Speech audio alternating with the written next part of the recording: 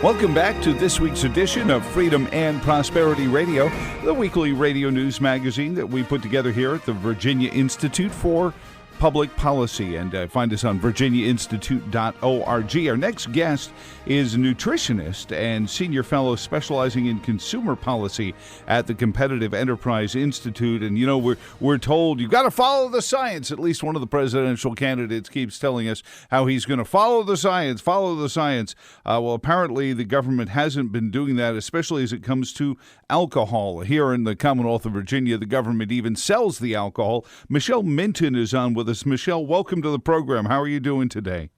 Doing great. Thanks so much for having me on. Not at all. Now, your most recent column, Washington Examiner, government alcohol advice should be based on evidence, not agendas. And, you know, it's interesting how we swing these ways, especially where Governor Northam will extol how much money the Alcoholic Beverage Commission here in Virginia generated for those people who have had their businesses shut down by COVID-19. And I shake my head every time he does it, but it is one of those things that Virginia loves to point to its cash cow in the alcoholic beverage stores there. Tell us what you found and what you're finding in dietary guidelines for Americans, especially as it comes to alcohol consumption. Yeah, so the dietary guidelines come out every 5 years. People might recognize the food pyramid, or what's now the plate, the My Plate. Mm-hmm. And the way that they come up with these guidelines for all Americans is a committee selected by the USDA and the HHS, Health and Human Services.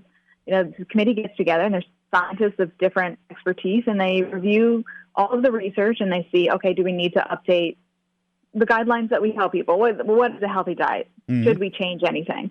And unfortunately, a lot of times the guidelines committees, they've gotten into political debates in the past, trying to previously set dietary guidelines based on environmental concerns, which, people care about. That's fine, but that shouldn't necessarily play into what is a healthy diet for a human being, how your diet impacts the planet. That's that's a different consideration. And this time around, what we have, one of the more notable changes that was recommended previously, it was 2 drinks a day for men, 1 drink a day for women for alcohol, a healthy, moderate or light amount of alcohol intake.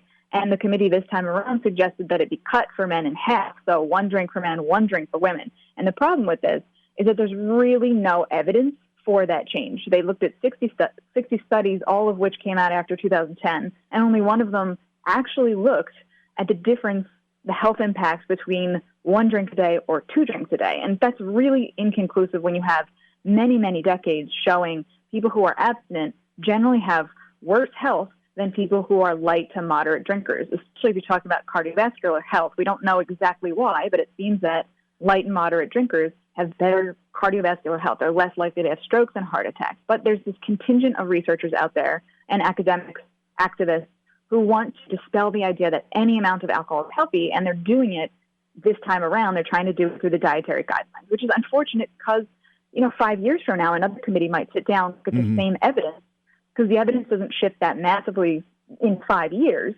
It definitely didn't this time around. The next committee might look at it and say, well, this is wrong. Like a bunch of Harvard researchers that said this is not scientifically based. They'll change the recommendation back. And where that's really scary for someone like me who's a nutritionist is that it hurts public perception about science. Mm-hmm. So you're flip-flopping. You told us eggs are bad. Now they're good. Maybe they're bad again. Cholesterol, bad. But, so people don't know what to trust, so they just stop trusting it at all. And then they go to the internet and look at fad stuff. And when we tell them those are not healthy, they don't believe us.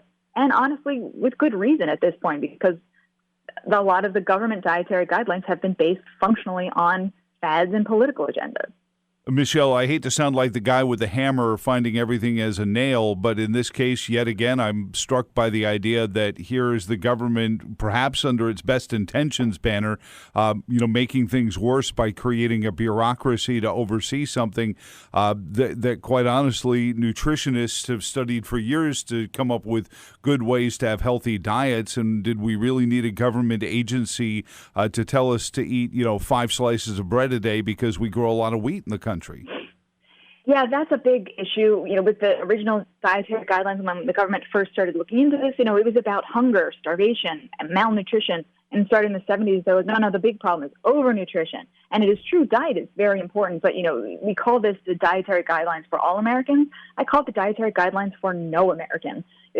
Diet isn't something that you could say, this is what's healthy. I mean, obviously, we know eating cake for every meal every single day is not healthy, but everybody knows that. We don't need a government committee to tell us that. Nutrition is very personal. Everyone has their own specific genetics, lifestyles, and desires, honestly. It really shouldn't be up to government or any outside person to tell someone, this is what you have to do, and we're going to tax your food choices until you eat exactly the way we tell you to. Because some people don't care as much about having an extra 10 years of life than perhaps enjoying what they eat and drink. Now, certainly under the Trump administration, a lot of people aren't as acute to this, but I know that there was discussion under the Obama administration of using these food guidelines to create, punitive setups, especially under the Affordable Care Act, looking at diet and the way somebody eats that would judge how much health insurance you would even get. Paul Krugman talked about the advisability of care panels, which I think Sarah Palin called the death panels. But part of their job was to see, well, how are you living? And they would use things like the My Plate or the food pyramid from the Food and Drug Administration to say, you're not eating according to the government guidelines, so we're going to either cut down your health insurance or increase it. It was really dictatorial. It's super scary. And I mean, I don't trust insurance companies particularly, but if they were allowed to actually, they're not allowed to charge based on certain things. The government won't allow them. It's discriminatory. But if they were, I would actually trust an insurance company on its own, private, not the government, not being told by the government what to do.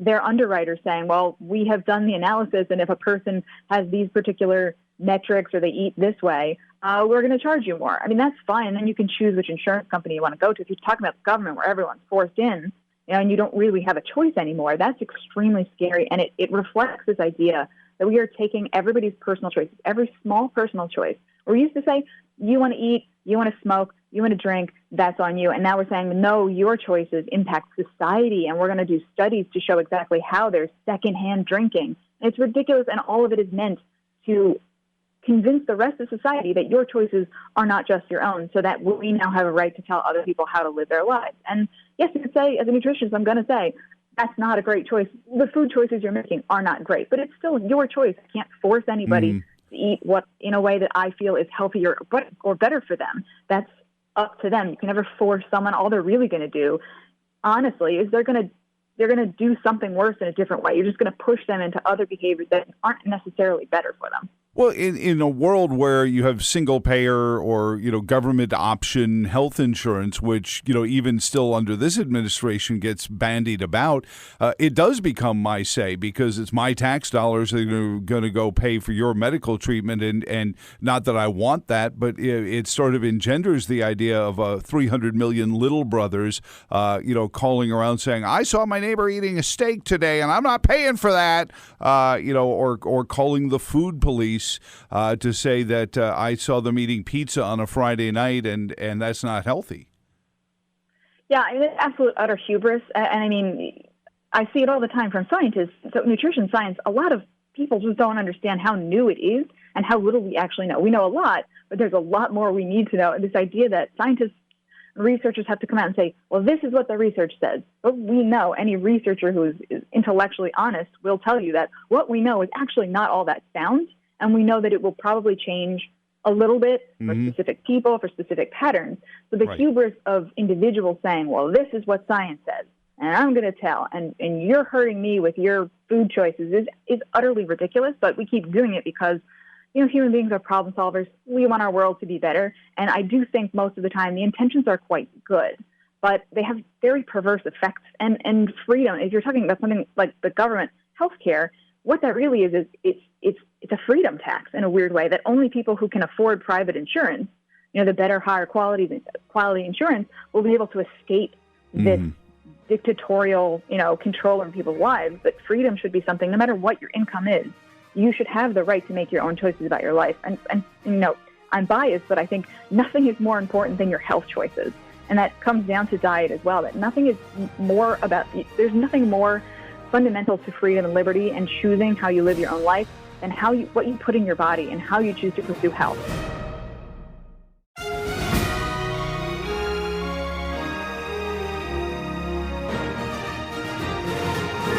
consumer policy, as you're part of your job at CEI, Michele, is or should include our medical choices. It should be a consumer issue. We've talked about the concierge medicine and the direct primary care business model and better ways to manage health savings accounts. Because I think the poverty issue in this country leads a lot of people to say, hey, I can't afford health care. And often these are the folks with prediabetes and you see, the health tracks and starting to get hypertension and issues that are going to develop and manifest in greater length. But a lot of it, I mean, this sounds so familiar to what's happening with the CDC and COVID-19 is because there is no settled science, the idea that we should just point to somebody in a white lab coat and say, science, it leaves us into this point where, okay, today, doctors say, a cigarette is good for anxiety, and then 10 years later, cigarettes will kill you. No wonder we sit there. Maybe the government should just stop trying. I mean, honestly, I would agree with that. The government is generally very bad at doing science, and a lot of this has to do with the way, and this is what the dietary guidelines, the important part of it. Most people just say, well, I don't care what they say. It's voluntary, whatever. But the guidelines, what they actually do is they set policy. They serve as the basis for people to say, well, this is what the dietary guidelines say, so we're going to now tax soda, or we're going to tax this, and we're going to say you're bad for doing that. And we're also going to now direct research dollars into figuring out how do we stop people from engaging these particular behaviors. And that, to me, I think is the real point of the dietary guidelines and why they sometimes make these weird, seemingly politically motivated choices rather than science-based recommendations, is because these are researchers. They get most of their money from the government, the grants for their research. And what they're functionally saying to the government is, this is important. Now, please fund our efforts to convince the public not to drink anything at all, and fund our non-governmental organizations focused on convincing, lobbying state governments to put higher taxes on alcohol. Or pick, any, consumable, really, it comes down to it. And the reverse cronyism, we mentioned the wheat, industry and why bread was 50% of the food pyramid because we grow a lot of it. And it's understandable, but it's the cronyism that has become really the viral infection in our government. When we were saying tobacco was good, it's because we grew a lot of it. And we had a lot of people who made a lot of money doing it, and they influence politicians. This is why our politicians are really supposed to be separated from that kind of mindset that they can manipulate the markets that way, Michele. And again, it's like you said, it's a trust factor when we hear it, saying, oh, no more drinks. Oh, no, lots of drinks. And sometimes we joke. It's like, well, is chocolate and wine good? Well, no, chocolate and wine is bad. Oh, so no, chocolate and wine is fine. Because there's 300 plus million of us, each one of our biologies are different, so our nutritional needs need to be different and individualized, not set by a bureaucracy of how many people on this commission, Michele? About 20. Yeah, so 20 people making the dietary rules for 300 plus million just doesn't sound like good math. Yeah, and on the tobacco issue, it's actually funny because, previously it was we grow a lot of tobacco, smoke. Now there's an entire industry dedicated to anti-smoking, and now we have something that is, for once in human history, something that is a better substitute in nicotine vapor products, but also snus. And now the government is saying, that's horrible, we have to ban this, but they're also making a ton of money from cigarette taxes still. And you have all of these groups who are, getting hundreds of millions of dollars from people like Michael Bloomberg to fight nicotine, even if it's in a form that is far less harmful and helping people quit smoking. But we have this whole industry dedicated to it, so they continue rolling on and telling the public that something is horrible and it's just like smoking, and now you have people on the streets yelling at other people saying, stop vaping, you're going to die, you're killing me with your secondhand vapor. And there's no science to support that. In fact, all the science says the opposite. But you have the government buying into it.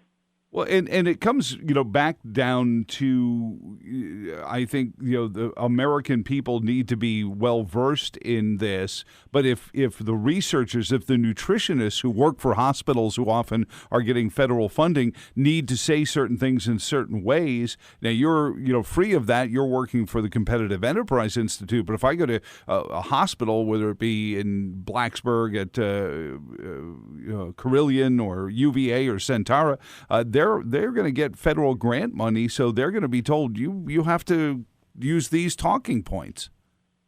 Yeah, and I would say, that you see that with hospitals, with certain research institutions, but most doctors, 99.9% or 100% of the doctors are going to be giving specific advice to their specific patients based on the best information that they have. Unfortunately, a lot of doctors are influenced by what they read in the media, by what they hear from government panels like the Dietary Guidelines Committee. So and the public, honestly, there isn't enough time in the world or education in the world for all of us to be able to understand all of these different scientific, realms. So we have to trust some authority. Unfortunately, the authorities right now have decided that they like black and white messaging. They don't like anything that's too sophisticated with gray areas and for specifics. I think what we really need to do is stop it with everyone do the same thing. Stop it with this is the best thing for everybody. And, stop looking at your neighbor eating a piece of pizza and just say, it's their life. They are not stupid. They know what they're doing and they decide what they want, how they want to live. And we need to start letting people do that because when it comes to values, that's specific. No one else can tell you what you value and what you don't value. So we should all be able to live our lives based on our own values. Well, yeah, and I think the phrase that I keep hearing every time I talk to real honest nutritionists is all things in moderation. I think I've heard that somewhere, Michele. Yeah, absolutely. In toxicology, there's the famous quote that the dose makes the poison. Functionally, that everything in life has risks. Even not doing things comes with risk. For example, people who are completely abstinent from alcohol may be a risk factor for something because people who drink a glass of wine a night seem to have better heart health. The point is that each of us has to calculate what risks we're willing to take in order to get certain things out of our lives that we value. Yeah, and my wife's grandmother died of cirrhosis of the liver, and she had taken the temperance pledge, never touched a drop of alcohol, but she ate a lot of butter, and she killed her liver. So it is possible. Our bodies do amazing things, and it's funny to hear me say that because I am the fat vegan in the room. But thank you so much for your visit this week, Michele. What are you working on right now before we go? And is it just should we just tune into the Washington Examiner? Should we follow you at CEI.org? Because there's millions of dollars floating around for broadcasters to run PSAs for the food pyramid and things like that. People don't understand that the government spends a lot of your tax dollars buying airtime on radio stations. So you got to go find the folks who are out there doing it without that sort of Food and Drug Administration stickers sometimes on their stuff. What are you working on? Yeah, well, people can always find me at CI.org or on Twitter. My handle is just my name, Michele Minton. And right now I just put out a study about the political double standard functionally between cannabis and nicotine, why we have mostly Democrats and progressives pushing for cannabis legalization or at least ending the federal prohibition, which I agree with. But at the same time, these same people are pushing for a new prohibition on nicotine products, which is going to have all the same problems that every prohibition, including cannabis prohibition, had. So it's hypocritical, but it's interesting to see how they brush away the science and the specific arguments on one issue and then embrace it on another. All right, we'll be watching it. Thank you so much for joining us this week on Freedom and Prosperity Radio. Thanks for having me on. And thank you for tuning in this week. For all of us here at the Virginia Institute for Public Policy. What's your problem? You are my problem. Well, I think you're stressed, and that's why you eat so much. I mean, it's hard to get fat on a vegan diet. I'm not fat. It's all this fur. It makes me look poofy. All right, you have fat hair, but when you're ready to talk, I'm here. My name is Joe Thomas. So long, and thanks for all the fish.